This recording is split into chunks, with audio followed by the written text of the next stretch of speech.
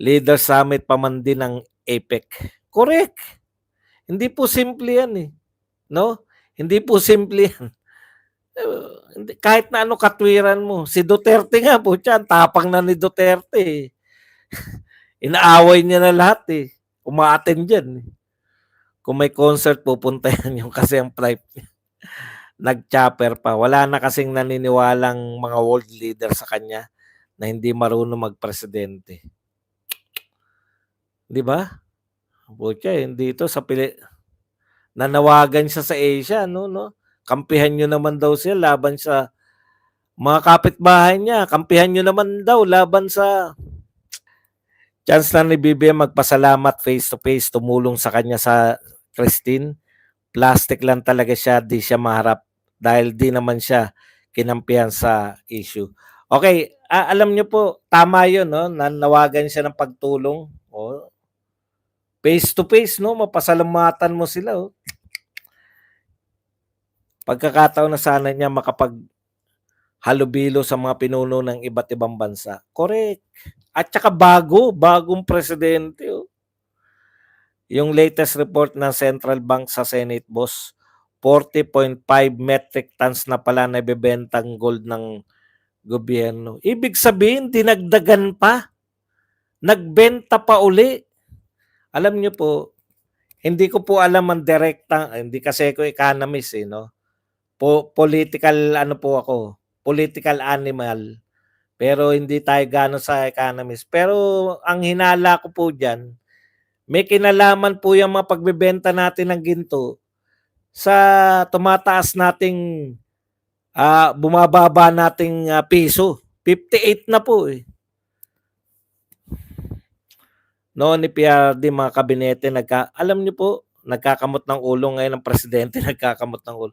Alam niyo po, sa totoo lang, kung meron po tayong panahon na pwede tayong magbenta ng lahat ng bagay na pwede natin ibenta, na justified, panahon ni Duterte. Kasi may pandemic eh, sunod-sunod na bagyo, sunod-sunod na pagputok ng ulan, bulkan, ulan.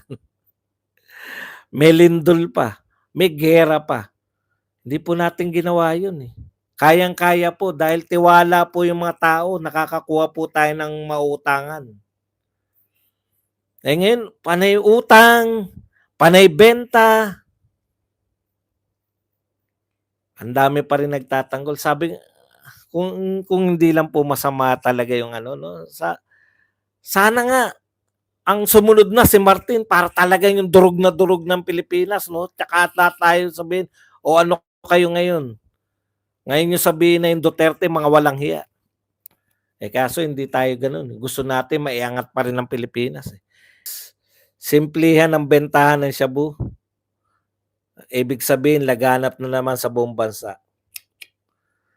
Eh, hindi na nga po simple yan eh. Yung dati talaga may takot pati yung mga gumagamit lang. Eh, no, nakita ko talaga paulit-ulit na po yan. Yung mga hindi pa po nakapanood, paanapin nyo lang. Yung babaeng tumitira na sa sari-sari store, tapos sinasaway na sa, huy, wag ka dyan. Ganun lang, parang napaka-normal lang, parang aso lang na.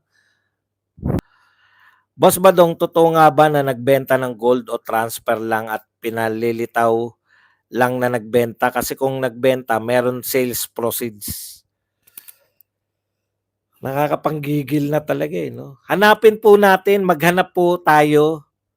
Hanapan po natin yung Senado at Kongreso, hindi po yung hanap ng hanap sa mga Duterte.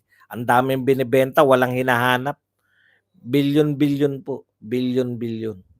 Sabi ng economist, nagbenta ng gold para bumili tayo ng dollars para tumaas peso. Isasako ng oligarchs na mag-import para konting dollars lang ibabayad nila sa suppliers. Kaso hindi po eh.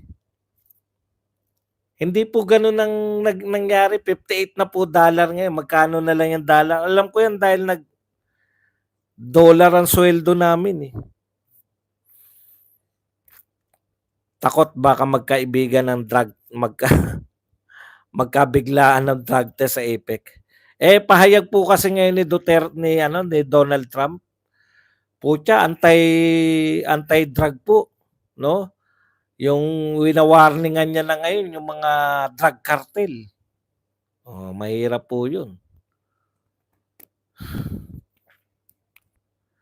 Good morning, Sir Badong. Boss, bangagis, biyahe yan sayang. Paano mo maubos travel allowance? Ikaw na pinakamalapit sa gastos na walang nakikita. Ano 'yun? Boss bangagis, biyahe yan sayang. Paano mo maubos travel allowance? Ikaw na pinakamalupit sa gastos. Pinagbibintangan mo ba ako na may allowance ako? O ikaw na kumubra. Alam niyo po, bago kita tanggalin, wag ako magtatanggal para ano, para hindi na po siya ano, no, bago kita tanggalin, no, papaliwanag ko lang sa iyo, no. Ha? Pinag-iipunan ko 'to, itong mga travel namin ng pamilya ko, no. Libre kami sa eroplano. So binabayaran ko lang mga murang hotel. Kumakain ako sa hindi po sa mga big time na restaurant. Kung mga big time na restaurant, makikita niyo po yung kinakainan ko sana, no? Yun po, para makapamasyal lang. Birthday ng misis ko ngayon, 50 years old, no? Matagal ko 'tong pinag-ipunan 'tong Hong Kong na 'to. Kung ako lang masusunod, Vietnam lang ako. Mas mura tumira sa Vietnam kaysa sa Pilipinas. Kung babiyahe ko, Vietnam lang, no? Hindi, pagsasabihan ko lang siya, no? Kung ikaw, hindi ka pinalad na ako, sinuwerte ako sa anak ko. Kinakailangan marinig ng lahat 'to, eh, no? Hindi ako naglilihim dito. Magbigay kayo sa akin na nagbibigay sa akin ng travel allowance. Alam niyo, simple lang po 'yan. Napakasimple lang po mahuli nung mga tao na may nagbibigay sa kanila ng allowance. Narinig niyo na po ba ako na may isa lang ako na tao ko ng tao na 'yan, na 'yan lang lagi kong topic, 'no? Maliban siyempre sa Duterte, pero hindi ko nga laging topic yung Duterte. Madali pong mahalata kung may allowance yung tao sa isa pang politiko, 'no? Marunong ka naman siguro magturi. 50 years old ang misis ko, 'no? Gusto ko lang ipakita rito sa hinayupak na nagbibintang ng travel allowance. Magpakita ka sa akin na ako'y tumanggap kahit kanino ng travel allowance. Nakita mo ba ako? Ano ako, may sarili kong mundo? Special si Badong? Hindi ako kasama kung kaninong mga grupo-grupo, tapos may sarili kong allowance? Utot mo. Hindi ako magagalit sa iyo dahil ako, no, gusto ko mang-inspire ng mga kasama natin. Nabubuhay ako, nakikita ng mga tao 'yan, no? Nakikita nila hindi ako nabubuhay sa rangya, no?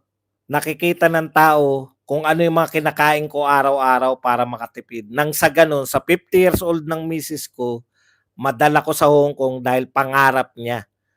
Naiiyak kami dahil nagpunta kami ng Hong Kong. Natake lang kami pareho, na heat stroke kami pareho nung nagpunta kami ng Disneyland. June yata kami nagpunta, sobrang init, no? Para sa mga katulad mo makakapalang hiya, eto sasabihin ko sa iyo, proud ako na nadala ko ngayon ng misis ko dito sa Hong Kong. Nakapag-ipon ako ng pang-hotel, no? Para may celebrate namin ang 50th birthday niya. Na hindi ako humingi ng pera sa iyo. Kung sino ka man. Pagtatawanan kita. Alam mo kung bakit? No? Pagtatawanan kita kasi wala eh. Wala talaga. Hanggang bintang lang kayo. Na hindi nyo nga masabi sino nagbibigay sa akin na allowance eh. Dahil makikita nyo, yung sasabihin nyo nagbibigay sa akin na allowance, puta baka yung si Duterte magbibigay sa akin na allowance, pamasahe nga, hindi. hindi hindi nga makabalik sa Maynila dahil umaangal nga ng pamasahe. Sa mga naghihinala po sa akin, pinag-ipunan ko po to. 50th birthday ng aking misis. Sa mga susunod po namin na biyahe kung flight attendant pa po yung anak ko, hindi na po kami rito sa Hong Kong. Mahal din. Vietnam ko po siya dadalhin, promise. No, hindi na po dito. Mahal po dito eh. Kaya lang, tsatsagain ko kasi may promise ako na heat stroke kami pareho noon eh. Hindi po namin nakita yung fireworks display ng Disneyland. Kaya sabi ko, balik kami. Balik kami. O, ngayon, kung masama loob mo, sikap ka rin, Brad. No, sikap ka rin. Mag-vlog ka rin para kumita ka rin. Nang sa gano'n, makapag-ipon ka rin, kumain ka lang sa mga karinderya, no? Katulad ng ginagawa ko araw-araw, kung hindi ako nagluluto, kumakain ako sa karinderya, no? Para makatipid.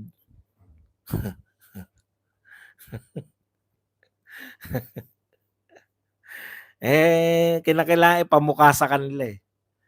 Ako po, hindi po nyo ako mapupulaan dyan dahil wala po akong ano riyan. Talagang may magsabi po sa akin na sila nagbabayad sa akin, ididemanda ko eh. Pero kayo, hindi. Siyempre, sino ba naman kayo para may politiko na magsabi na may allowance siya sa akin? Didemanda ko eh.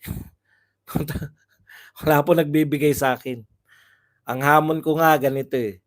Tukuyin nyo kung sino. Ikaw na maningil. Hati na lang tayo. Mukha akong pera. Wala nagbibigay sa akin eh. Alam nyo, ugali siguro nila, no? Hindi natin pwede yan si Badong. Baka pag binigyan natin na allowance, yan puta, ibulgar pa tayo. Bakit magbibigay na allowance to? Hindi ko po sinisisi kung sino. Style nila yan. Iba po style ko. No? Maring hindi nyo paniwalaan. Ganun talaga eh. Yung mga Duterte nga, hindi nyo mapaniwalaan na hindi magnanakaw eh. Minsan yung mga tao, pag nakakakita kayo ng prinsipyadong mga tao, di ba?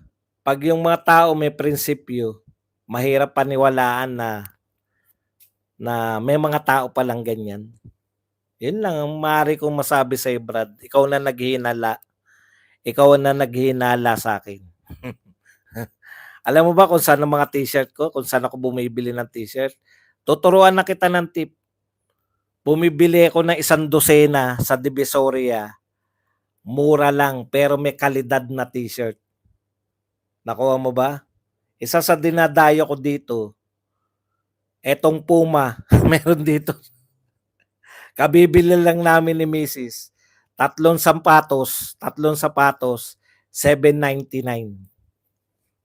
Sinasamantala ko na yan. Yung mga sapatos ko, pag napupunta ako rito, $799, tatlong sapatos. Nare-realize mo? Uy, mahal, sinipa mo mahal. Galit ka na.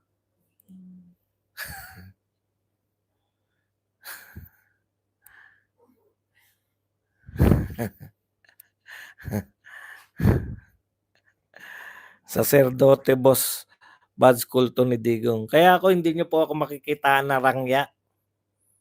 Hindi. Magtitipid ako pero pupunta ako ng Hong Kong, hindi niyo ako mapipigilan.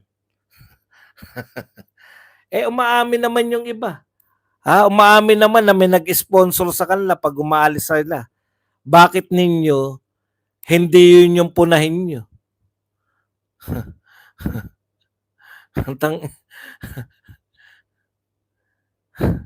Kita nyo nga, madaling araw, sinisingit ko pa rin paghanap buhay. Kung tama yung sinasabi nyo na bayaran ako, hindi ko gagawin to. Dapat nagpapahinga na kami. Pagod na nga kami ngayon sa Hong Kong. Sa kagagala eh. Ngayon, di ba? Isipin mo yung binibintang mo, Brad. Isa lang magpatunay na may nagbabayad sa akin, puta, titigil na ako ng pagbablog. Eh. Bakit ako hindi titigil may nagbabayad pala sa akin. Noemi Kaskulan, thank you very much sa $9.99. Yan, tuwan-tuwa ako pag may nagpapakape kasi na-appreciate nila. Di ba? Na dapat na na bigyan ako ng kape, hindi dahil sa ako'y yung hindi yung hikahusan, hindi ako nagmamaawa dito. Nagugustuhan niyo ginagawa ko, na tingin niyo dapat suportahan, gano'n lang. Magtanim na tayo, 'di na tayo magugutom. BBM support the farmers throughout the Philippines.